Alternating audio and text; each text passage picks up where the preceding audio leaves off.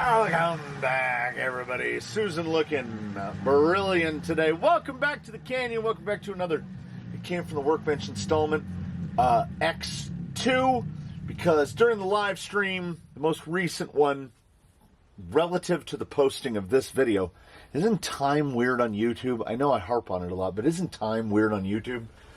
We began another build. We are building the twins. So I went back and I looked through the list, and we're going to hop, skip, jump. I think the last actual numbered It Came From the Workbench series was 36. We are going to call this 39 and 40. It is the twin build. And we and me spent a fair amount of time in the live stream working on it. And then I worked on it a little bit the next day, and then a little bit the next day. And basically what I've gotten to is this morning, on the day of today, it was a solid, it had to be 2 full hours just to get the links sorted, to get the pumpkins at the right angle, to get everything to fit. Because, oh, we'll definitely get to this. Let's see. Pardon me. So it was the only yoga blocks they had in bulk. But I don't know. I know I kind of like them. There's a real nautical vibe going there. Susan goes nautical. So, oh, right into frame. Very nice. It's a roller. Let me see if I can remember all what had to be done. Most importantly, everything I do, I have to do it twice because we're building 2 of the identical same thing. So I'm messing with links, and I finally get the links pretty much sorted the way I want them. Shorter in the front, longer in the back. It's kind of 135's front, 150 rear for the lowers. And oddly, somehow, I guess it was the selection of rod end. The rear uppers and front uppers are the same link, which is okay. But it got the.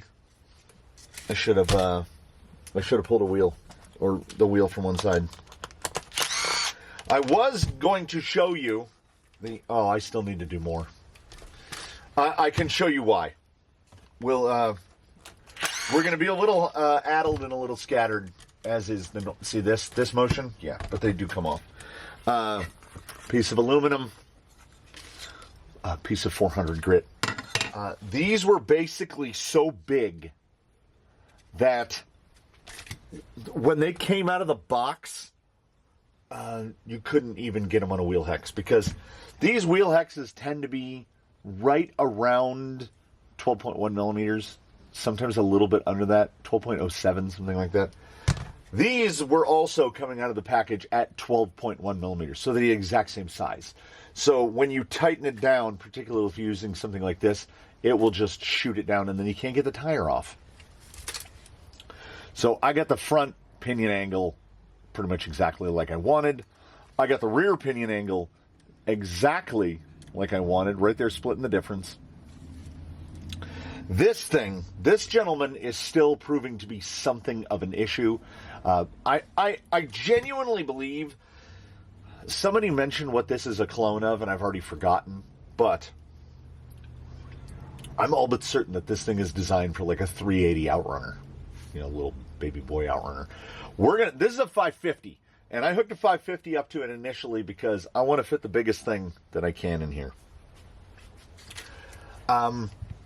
So we have the front lowers in the usual configuration, usual for me, where I put the short bend of the high clearance at the axle and the longer part.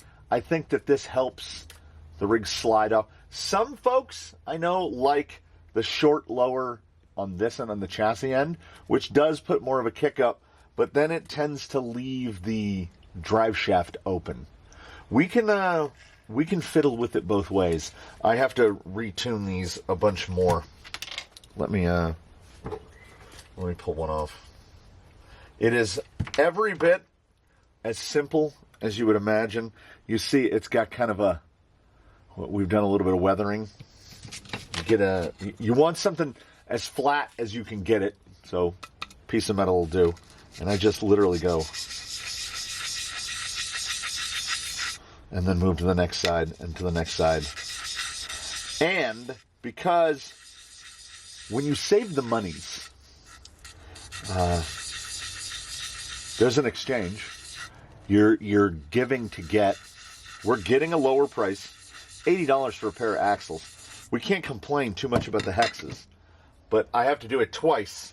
So, so I don't want to spend $20 to $30 on hexes, and these hexes do fit the axles quite well. And here's why. Here's why I don't want to spend $20 to $30 on hexes. Typical hex. The set screw, I had it facing the correct direction. How many times are we going to rotate around? The set screw doesn't exist. I feel like I'm doing a magic trick.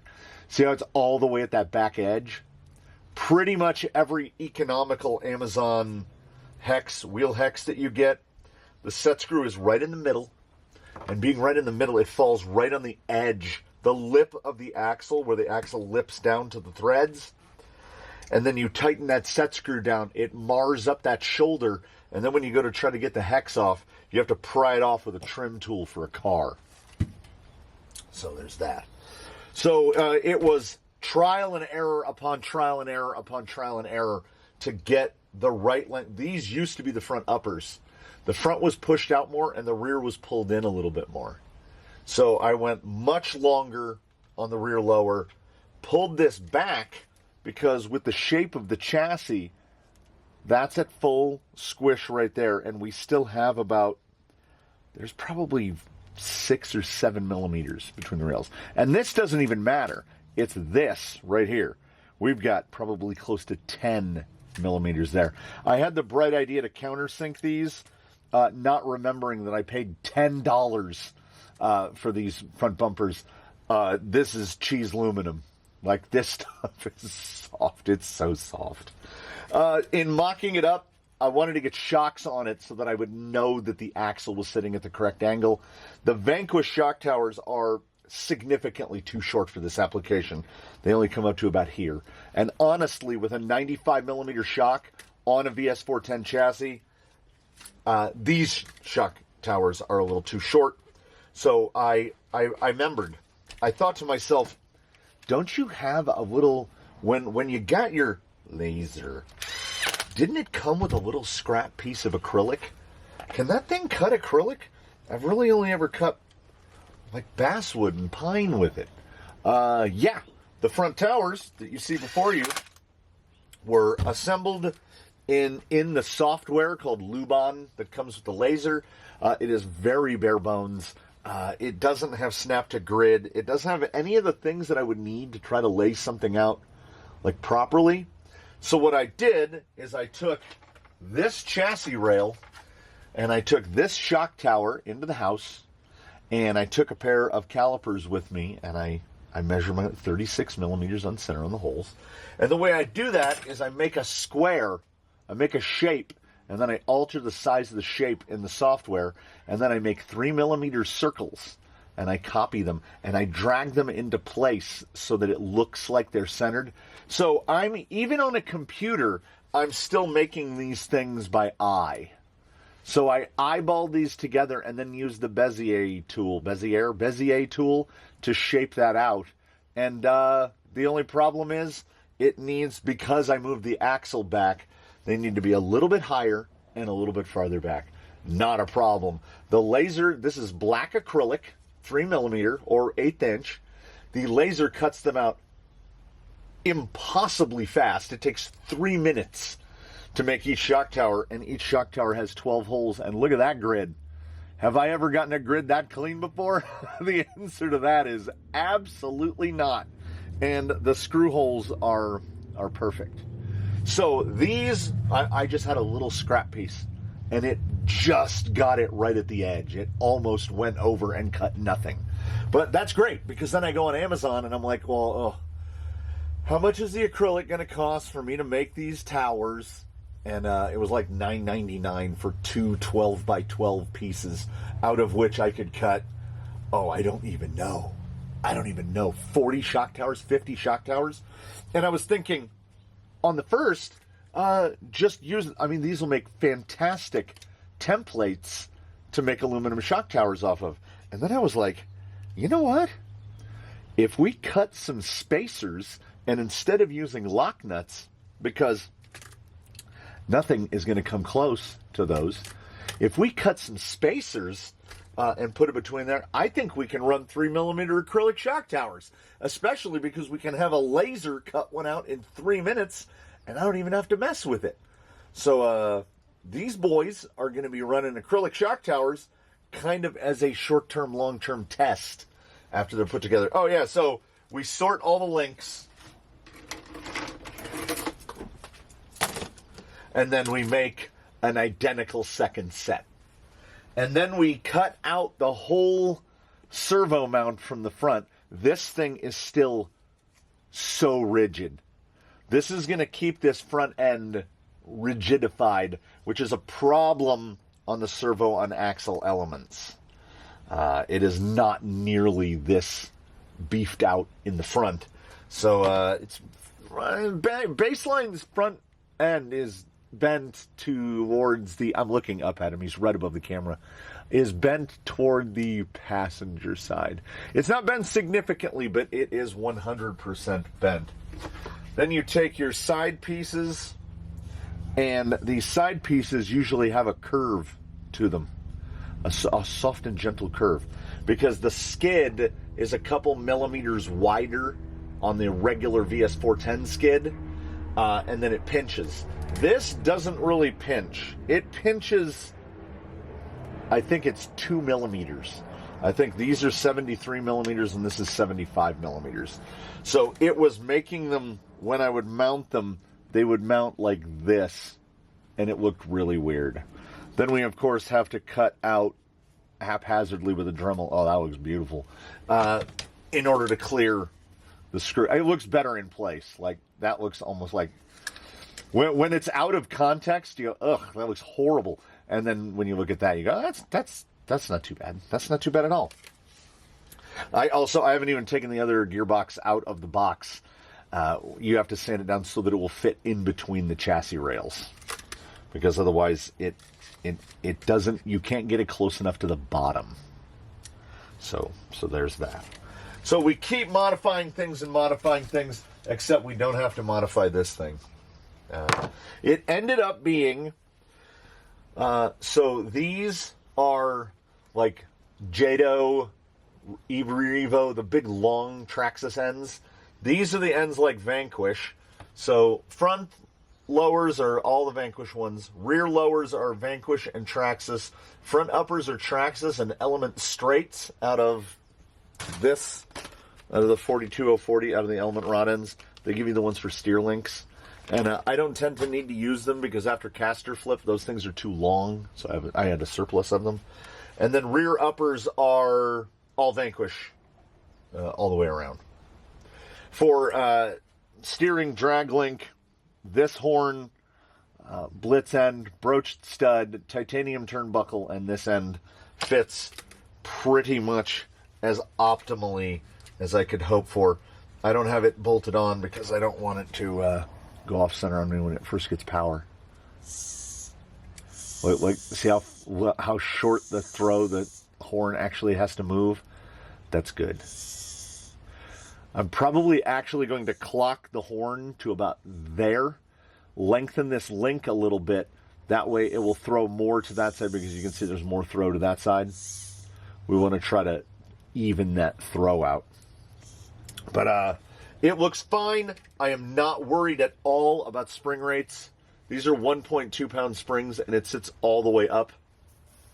When I get back in to the laser design software, I will redo the tower because now it's easier than ever. I write a couple numbers down.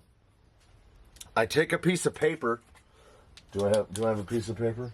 I take a piece of paper. I make a little L shape on it, right? I make an L shape. I do the 36 millimeter here, and then I go to where, like, what my starting shock hole position was. I had it as middle row, second hole when this was further forward. Oh, I did not explain. It got moved back because this was hitting every time. The servo, I couldn't get steer angle under compression. So I needed to move the servo back, which meant I needed to move everything back. And that's fine. The wheelbase still comes out to 328, which is 12.75. Is that 12.75? Yes, it is exactly 12 and 3/4 inches. And I'm 100% fine with that. The body, yes, the body, the 78 Chevy from J Concepts, it's a little longer than that, but if we put the body right about there, I think this is fine. The other shock towers will be about that length, or that height, and they'll be kicked further forward. I'm actually thinking about doing individual towers for front and rear because there's not a whole lot of flare right there. So I tried to use Element Ecto towers, which would lay the shock down more, because I think we're going to need a pretty soft spring rate. These shocks still haven't been built. They still have the 7mm pistons in them, but they are the correct length. Well, the correct length for what we're working with. So I would like the front shock laid down a little more. I would like the back shock laid down a little more. And I would like, more importantly than any of that, I would like more up travel. We can only go to just past level, and then the shocks are fully collapsed. I would like ride height to be right about there, at literally like 90% of the travel. That's where I want ride height. So we do it super scientifically. We leave 3 shocks attached, and we detach 1 shock. Wrench. We detach 1 shock. When I ordered the acrylic, I also ordered aluminum 6mm OD, 2mm ID, and then I'll just drill them out to 2.5, which is super easy, and tap them, because I'm going to make spacers for here. I'm going to make the outside spacers. It's all going to be made out of the same 6mm rod for both rigs. So what we do is we go to about ride height. We look at where ride height is, and then we look at the shock. We want about that much compression, which I realize you can't see through my hand. I want at ride height, I want roughly 1/3 of the shock shaft exposed, right? So we go down to ride height, we go right to about there, and our starter hole will basically be in the same row that we are, but about 2 holes back of where this is. And I do these very scientifically as well. I make a 5mm by 5mm square. I place 4 circles, 1 at each corner of the 5mm square, and then I just copy and paste it. I just keep moving them around, and I make grids of 12. And that's what we're going to do. Then the finals might have grids of 16. We will see.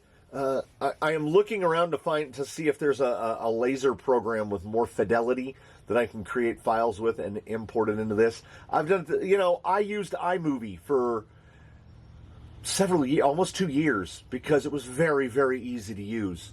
And then I said, you're just spinning your wheels. Like, get a proper editing program, get proper cameras with autofocus and the whole thing, and get to work, man. Get to work.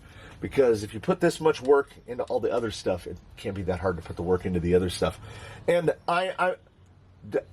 those familiar with the channel will know, me making these is an outright breakthrough. Because ordinarily, what do? I just grab some aluminum, I cut out a couple of towers, and then we move on. And I think you know why I didn't do that this time. Because the notion of going over there to the drill press and making 8 identical shock towers, I was like, oh no. So the twins, 39 and 40, Tomax and Zaymont, they have all, the red versus blue, they have already had a positive impact on me and the Canyon as a whole, because it made me do the learning. I had to learn the things. And the shock towers as they sit now, yeah, ride height is not right, but the caster change, the swing of the pinion, all of that, like we have no interference, nothing. Oh, you're right. So I prefer short end on the lower, but in the front uppers, you see I flipped them around because when we go to flex, they just miss each other. I went lower hole in the chassis, so they go through the sides in the front. But in the rear, I went all the way up. So we should get some anti-squat out of this. The only underdrive is coming out of the gearbox. It's 18% in this fellow right here. And speaking of this fellow right here, I've just spent more than a fair amount of time telling you what happened when I was too tired to put a camera on. And let me tell you something. The Pandora station today was just banger after banger after banger. So I just kept getting distracted. Like, I just kept moving. So, what we've got to do is this gearbox, because it is designed for a tiny micro motor, and we're not going to use a tiny micro motor, if we try to mount this where it's supposed to go, it won't. So we have to space it up. So I put it on 2 spacers, and because it just mounts in 2 holes like this, the gearbox goes like that, especially with the weight of this thing on here. So we need to move it up, back, and over in order to get the front drive shaft to not strike the motor. So, should be fairly simple. If we're doing a very low-tech end view, so you're looking at this, when we say end, we mean this side. So if we're looking at this from the side, it's going to look like this. And the gearbox holes should be somewhere right about here. So the holes for the gearbox will go through. And then the holes to mount it down to the skid will go through like that. And what we do is we go, again, simply. We begin simply, we proceed simply, and we end simply. Rail to rail. Let's go metric. 68, 69 millimeters between rail to rail. We are going to need a piece that is up to, but no longer than 40 millimeters. So our starting piece is 69 by 40. And then it's going to go, whoop, and then I'm going to have 2 of them right here in my little hands. Something not unlike this, only my brain inverted it. I told myself that I needed a clearance. The clearance is for the motor, because the motor hangs down too far. This, I could have had it hang off the front, but then I'm like, then we can't push it back any farther, so it actually needs to go on this way. So luckily, I made 2 of them, and they are correct. Hopefully I can pick this up and not have it fall apart. This is pretty much what we're going for. The rear drive shaft angle is going to be stupid. Really, really stupid. And short. Rear drive shaft, probably somewhere in the neighborhood of about 100 millimeters long. Front drive shaft, around 145. Because we're going properly mid-motor on this. Like I say, I cut the piece. I'm just using some Vanquish shafts as placeholders. I cut the piece so that it would rest up against, it's almost tight enough. It will rest up against it. I should have cut it at like 70 and then trimmed it down to get it to fit. I think I'm at probably like 68 3/4. There's our gap. You could fit like a sheet of paper in there. But yeah, we hold it in place. Flip it over. We're just going to do it all the way back. I don't know if this pencil is skinny enough to... I don't think it is. I don't think it is. All right. I got to find something long enough to get through these to make 3 marks. Sometimes I just take a drill bit and... Or we do this. We're just going to go... And we'll usually make a little... we'll make a little mar on it so we know where to drill. And then that is plenty of material to bolt to. I don't have any worries about that. And aside from the one that is directly under the motor, if I wanted to put suspenders on it, I could thread them and then put lock nuts on top as well. But not on the one that's directly under the motor. So, we will drill the holes in both of these. I will just clone them. I will make two. We'll drill the holes through so that we can mount it to the chassis.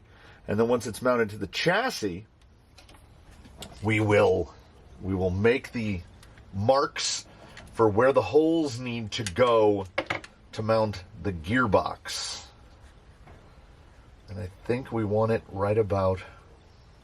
The front drive shaft is really the most critical one, because with how far the motor sticks forward, here's that output way back there, and there's that output way over there. You don't want to get that. I want to get it a little more in line, but we also don't want to crank this thing. It's already the drop because it's so short. Once again, you get into these, the too low, the Creeper T with FMM is like a no-brainer, no-problem operation.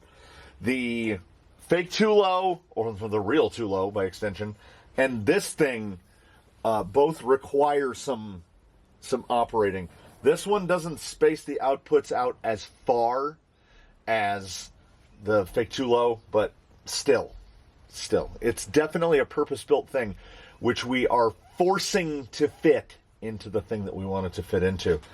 Even with that riser block, the top of the motor is basically right at the top of the chassis rail.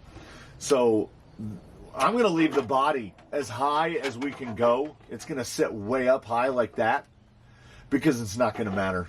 The body weighs maybe 5 ounces, and we're gonna have plenty of weight down low. It's also going to sit lower because we're gonna move the towers up. Yeah, let me get these plates prepped up a little more, and then we'll cut off the extra. Like whatever material we don't need, we'll chop these up a little. We start with a lot, we end with a little. Just like working on a lathe, let me find something that can reach down through here and make some marks. Drill and tap some holes. Make sure that we get a 2.5 millimeter. Drill and tap some holes, and then get the holes drilled for this. That's why. This is actually a part where making two of them at once kind of pays off, because it really doesn't take twice as long. The second one takes about 10% of the time that it took to build the first one. Repeatedly drilling holes, once we know the numbers, is pretty easy. It's 23 millimeter spacing. So once I knew these lined up with the skid, then I knew these would line up with the gearbox. We've moved over about 8 millimeters or so and back. Yeesh, how far back did we move? We moved back about 18 millimeters. So we've got that. We've got a properly long front drive shaft and a little stubby boy there in the back. You know, like I said, about 145. What did I say? 145 for the front, 135 for the front, and about 100 for the rear. These are just mock-ups, Vanquish shafts. They are bolted in place now, so we can... I don't know if it's the box that's loud or the motor that's loud or the combination of the two, but I don't think this thing's going to be particularly whisper quiet. But yeah, I mean, look at the height of that motor. It's down there, and we had to raise it 10 millimeters. There is, of course, all the finishing. Like, none of this needs to be here. We can cut it back so they're not rubbing directly against these. Speaking of these, I had to go to a shorter stud. I was using the big Traxxas ones. I was using these guys, the big guys. Had to go down to a smaller one. That's why there's some non-fastener optimization going on there.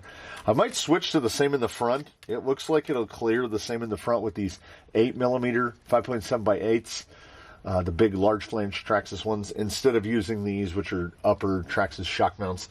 If we don't have to use the specialized ones, then we won't use the specialized ones. But I had to swap out to Element, and I don't know why I wouldn't.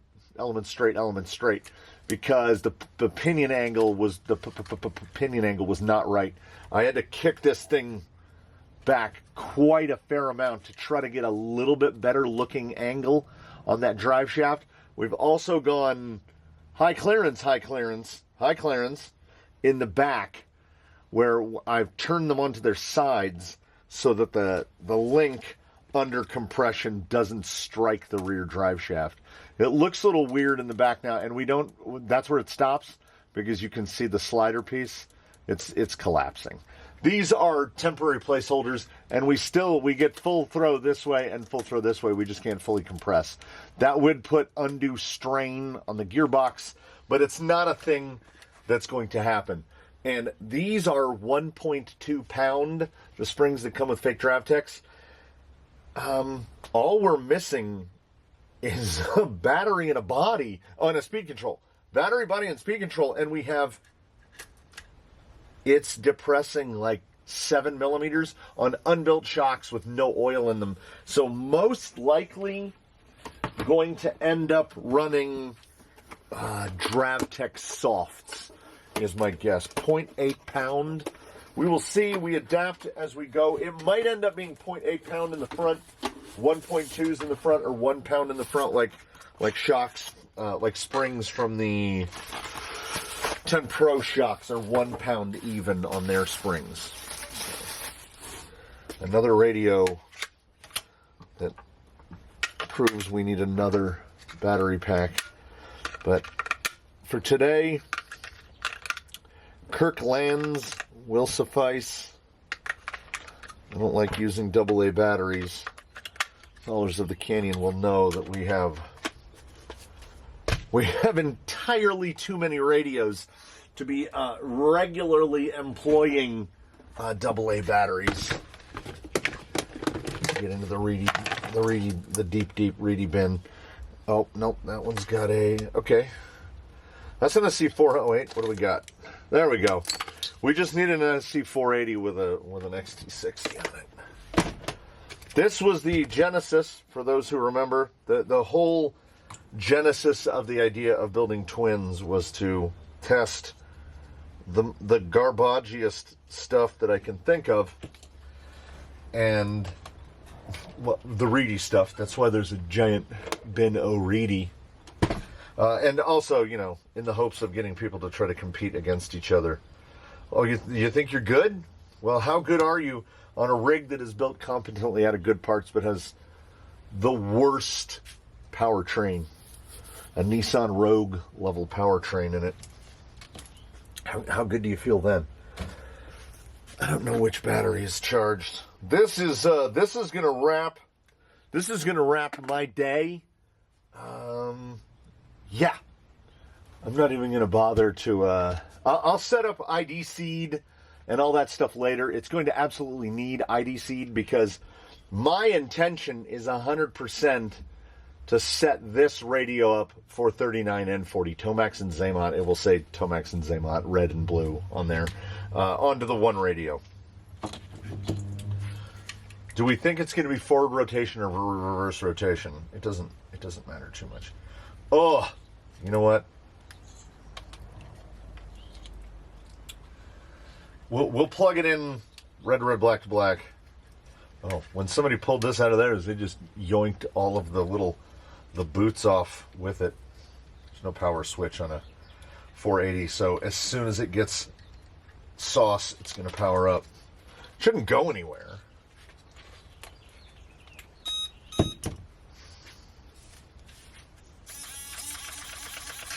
All right. Ooh, yeah. I'll tell you right now, these these are going to be some raspy boys. Now, I have not popped that. That's close. That's really close to straight. That makes us feel pretty good. I still think I'm probably going to end up clocking it. Let's see. That's backwards. As I looked at it, I was like, yeah,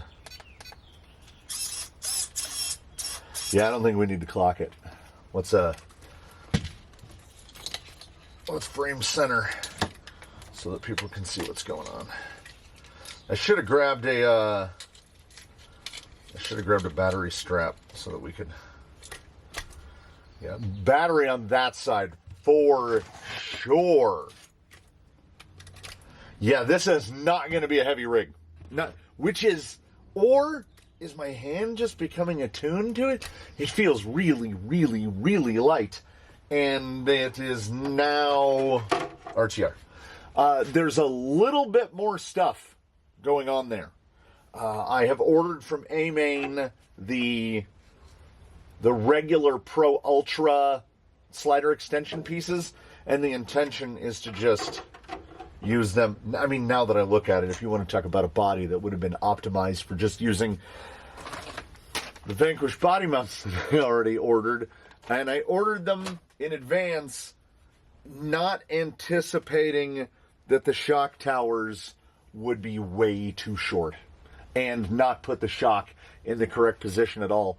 And of course, that is very on brand for me not to assume that, because we've moved the gearbox, we've moved everything. The whole wheelbase has basically shifted back on the chassis, which is why there's the amount of lean on the rear shock that there is. There's even lean on the front shock. I mean, if it was on the Vanquish shock tower, the shocks would basically be straight up and down. I tried manipulating the Vanquish shock towers around, but they are really scale stuff. They want the shocks straight up and down. Yeah, we got to do some endpoint on there. But I mean, here's like Amazon Blue case, right? These aren't the pros. Returns to center. They're just not the fastest thing in the world. Hey! Okay. I forgot that it was an SC480.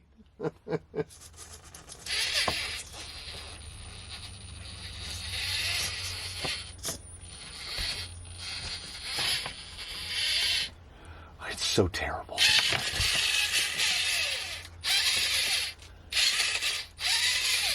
We're getting a little torque twist, torque squat coming out of it. I have not done my due diligence on the portal boxes, ring and pinions, nor the gearbox. I put a little bit of grease in the gearbox, but the gearbox is definitely going to need more grease in it. And beyond that, we're only going to get to a particular level of smoothness with a reedy crawler. Let's see, is it as bad as ever? Yeah. Shouldn't be able to do this. You shouldn't be able to do that at all. Not on a 550 powered up on 3S. It should stop you. Now, does it feel faster in... Jesus.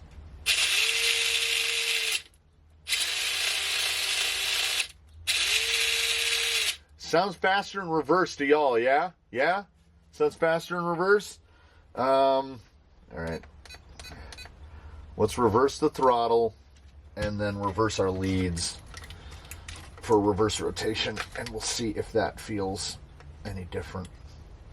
Someone in the live stream when this was being built initially said, aren't you worried that it's going to be too much gear reduction? Because there's a lot more gear reduction in this. This is purportedly a straight axle gearbox paired to portals. Not if you're running junk in it. Yeah, that's better. That's fast.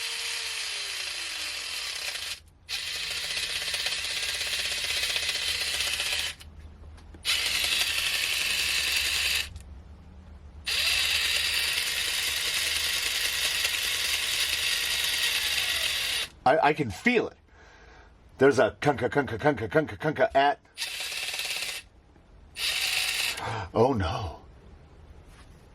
Have you just had the same thought that I did? Are these screws too long?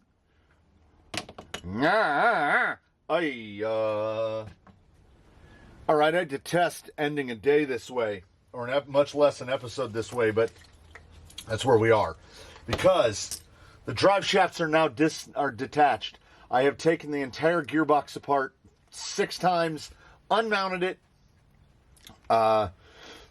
filled it with grease. That sounds like serious physical problems, right? Am I right or am I right? I feel like I'm right. Okay. This is the worst. You just want it to be broken. Let's pull the 3 screws out of the skid. Okay, also never buy Traxxas driver tips. The hold of the tip, it'll fall out again, I'm sure. The hold of the tip in the screw is tighter than the hold of the tip inside its insert. So it falls out all the time. It's probably not supposed to, but it does. So we remove those screws. That doesn't change anything. Like something's wrong, right? Something is definitely wrong. There is nothing physically wrong outside, okay? So this is what I did before. I just keep removing pieces. Full tilt boogie. Full tilt boogie. Doesn't stop. We remove the cover to adjust pinion mesh. Okay, cover's off. Still there, right?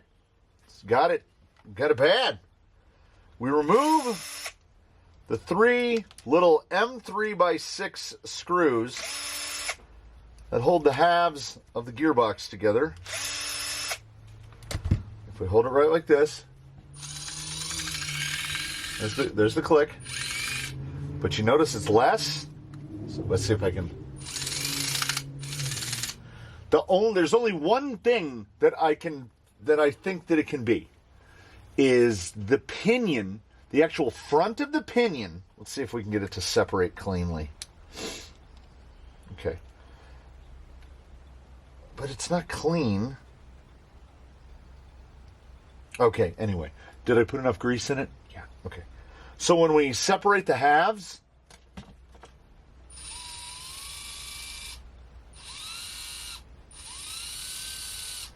so the clicking is clearly coming from,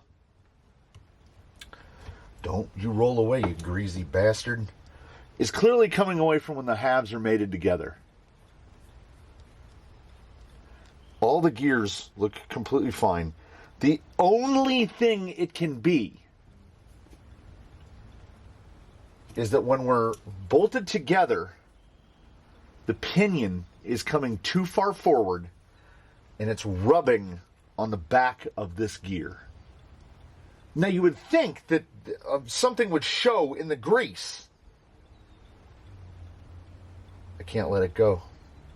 I can't let it go. I'm going to figure this out. I'm going to figure this out. All right, you're coming with me. And if we land in a heap together, so be it.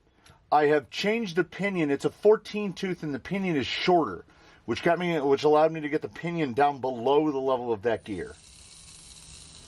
This pinion is a ProTech. I'm not as big of a fan of this style of pinion because when it gets down to the bottom of the teeth, they kind of flare out.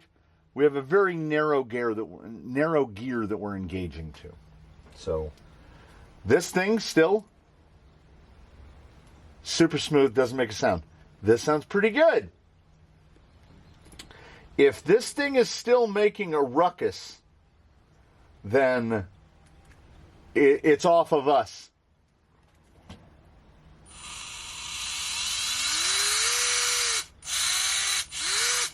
So, not yet. Not yet. Hold it back.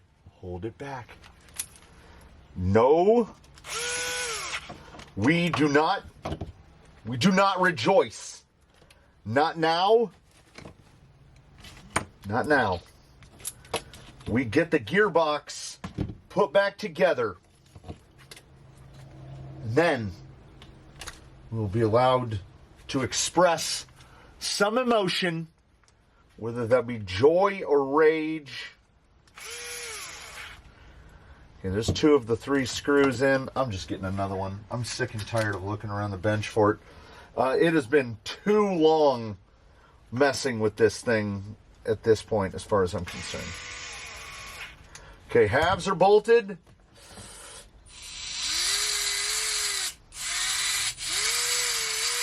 Okay, so far so good. I put so much grease in that gearbox. And when it doesn't have its like adjustment cover on, I just found the last screw.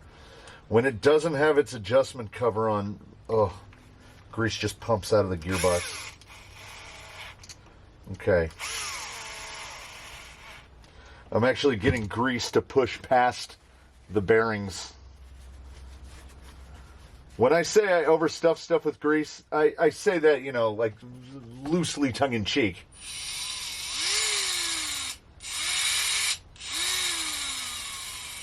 This time around, though,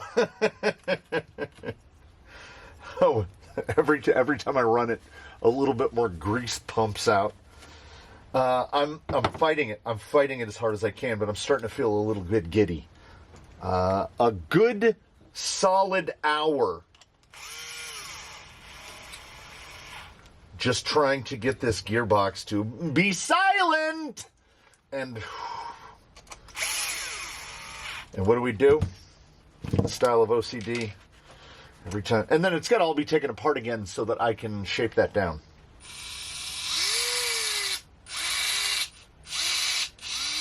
Kind of acts like an amp.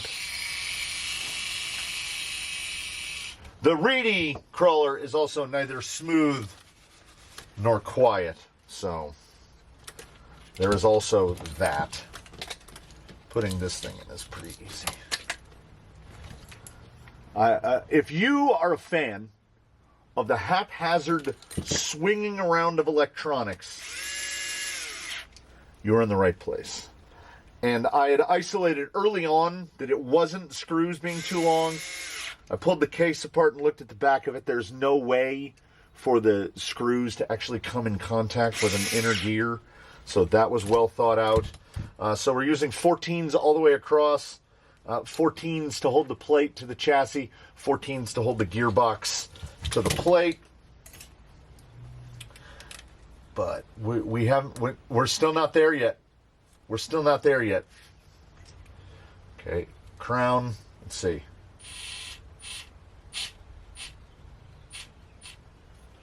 You can't.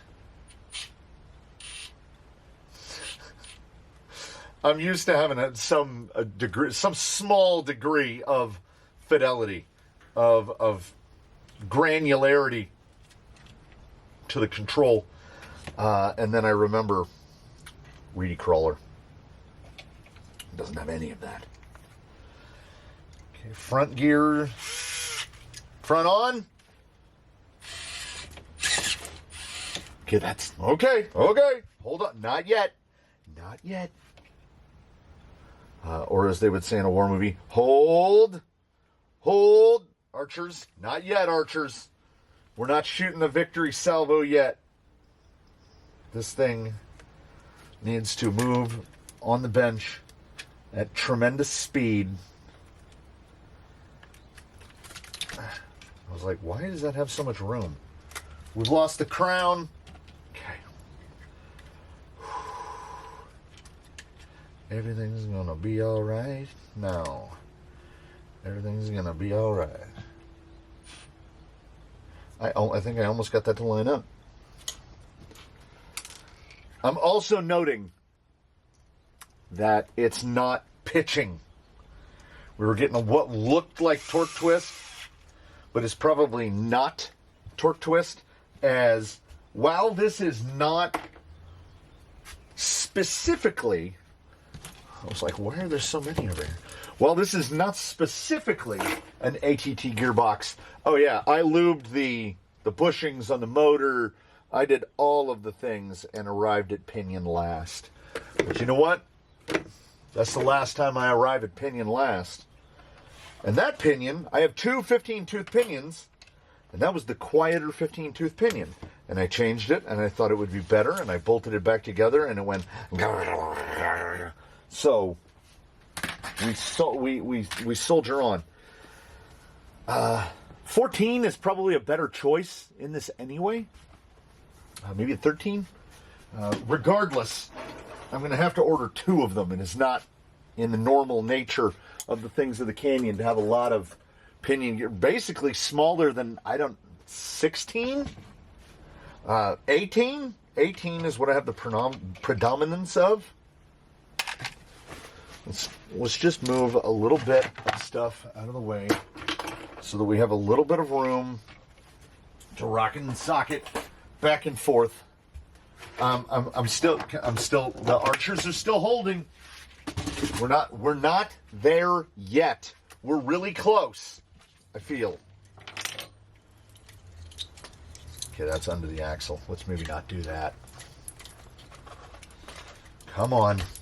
Come on. Come on, little twin. You got this, right? You got this. I also shortened the rear drive shaft, so it shouldn't bottom out as bad. Although, you know, there's not only no oil in those shocks, there's 7mm pistons in 10mm bore shocks. Yeah, the one that I just grabbed out of the drawer is a Yeah Racing Hackmoto 80. You could count the revolutions on the rear output shaft. It is so slow. This is definitely... I'm thinking that this guy on the day-to-day is probably going to be a 35-turn sort of rig. And I desperately... Here's the thing. We're just going to drag this out as long as we can. You're in the Midwest Goodbye. You've been in it for 15 minutes and you just didn't know it. There are so many things that I've wanted to test. And you need to test them. When I say back-to-back, I mean within seconds of each other. Which is why we're all fully aware that we're just going to end up with a second radio so that I can have both radios and be like, pull the triggers and feel like at exactly the same time. I have an Endura 35-turn that costs $12. I have a Tekin HD 35-turn that costs about $50. I have a Team Brood hand-wound 35-turn that when it was new would have cost about $90. I've compared them before, but I want to compare them directly side by side. Set the cruise control to X amount of percent and let them go. How different are they?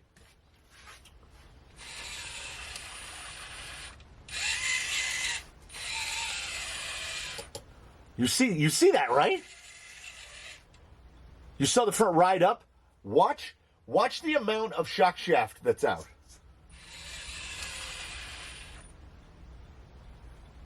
What is that? Is it wrapping something up? No. I mean, I'm not mad. If throttle causes the front to push over down like that, that's some kind of speed secret. Because the front rises in reverse and really pulls down and forward. Oh my. This is the worst motor and ESC that you can have the misfortune of having to use. And you know what? It's still terrible, but it's not as terrible as usual.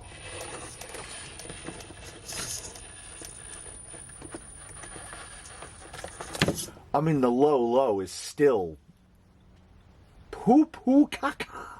But, man of fire, you know what? Okay. The archers have already... There's fireworks going off over the castle. I couldn't leave it alone. I would have turned off the cameras and I would have come back out here and I would have messed with it.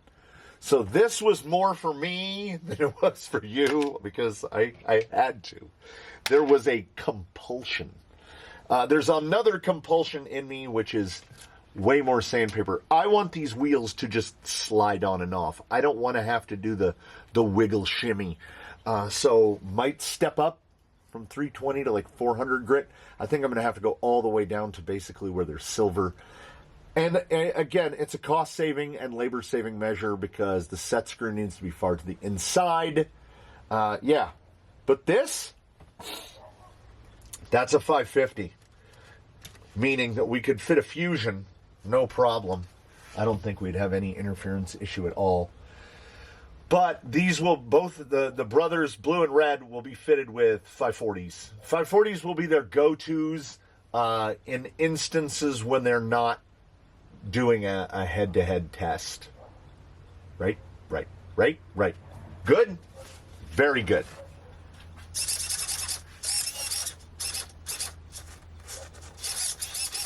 There's a crackliness up there too, isn't there? Oh, you hear that. It's only that way. Oh, that's great. It's great. It's great. You know what it is? It's great. I'm not letting it bring... You can't bring me down. You can't bring me down. We made it. Episode 1, technically. It came from the workbench. I guess the one with the red wheels is the one that's going to have the blue body. I guess he's 39. So this is 3940. They will be forever intertwined. This would be 39. Look at the... That rear drive shaft is, at 100 is still too long. All right.